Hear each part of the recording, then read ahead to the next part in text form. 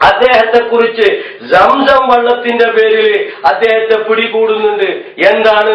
Zamzam വെള്ളത്തിന് മഹത്വമില്ല എന്ന് സലാം സുല്ലമി പറഞ്ഞിട്ടുണ്ട് എന്നാണ് കെ സക്കരിയയുടെ ഒരു വാദം. അതൊന്ന് കേട്ടോളൂ നിങ്ങൾ. എന്തിനധികം സംസം വെള്ളത്തിന് യാതൊരു പുണ്യമല്ല. അത് ഇസ്മായിൽ നബി. നോക്കൂ നിങ്ങൾ, സംസം വെള്ളത്തിന്റെ ശ്രേഷ്ഠതയെ കുറിച്ച് സലാം സുല്ലമി മുസ്ലിംകളിലെ അനാചാരങ്ങൾ ഒരു സമഗ്ര വിശകലനം എന്ന പുസ്തകത്തിലാണ് എഴുതിയിട്ടുള്ളത്. ആരാണ് ഈ പുസ്തകം പ്രസിദ്ധീകരിച്ചിട്ടുള്ളത്? നോക്കൂ നിങ്ങൾ, കേരള നേതൃത്വത്തിൽ മുജാഹിദീൻ പ്രസിദ്ധീകരണ വിഭാഗം, മുജാഹിദ് സെന്റർ കോഴിക്കോട്, മുജാഹിദ് സെന്ററിൽ നിന്ന് പ്രസിദ്ധീകരിച്ചിട്ടുള്ള ഈ പുസ്തകത്തിലാണ് 298 പേജിലാണ് സംസം വെള്ളത്തിന്റെ ശ്രേഷ്ഠതയെ കുറിച്ച് വിശദീകരിക്കുന്നത്. ഇതാണിപ്പം ഇദ്ദേഹം ഹദീസ് നിഷേധിയാണ് എന്ന് പറയാൻ ഇവർക്കുള്ള ഒരു തെളിവ്. എന്താ ഇതിന്റെ വസ്തുത? നോക്ക്, ഇതുമായി ബന്ധപ്പെട്ട് അൽമനാറിലേക്ക് ഒരു ചോദ്യം തന്നെ അയച്ചിട്ടുണ്ട്.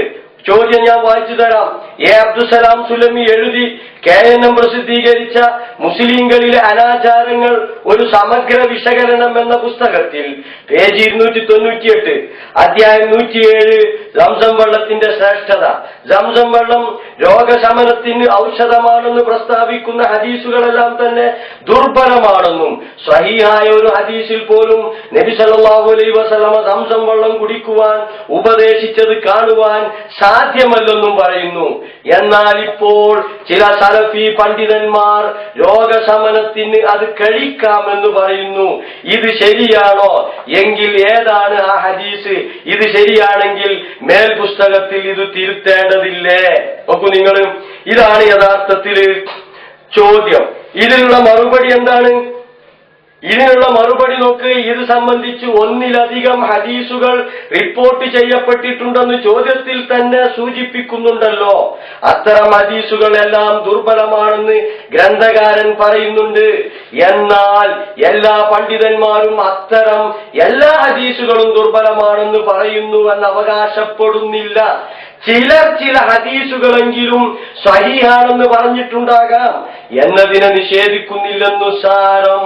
പക്ഷേ ശരിയാണെന്നു പറഞ്ഞവരോട് ഗ്രന്ഥകാരൻ യോജിച്ചു കൊള്ളണമെന്നില്ല. ഇതിനുള്ള സ്വാതന്ത്ര്യം നിഷേധിക്കാൻ പറ്റില്ല താനും.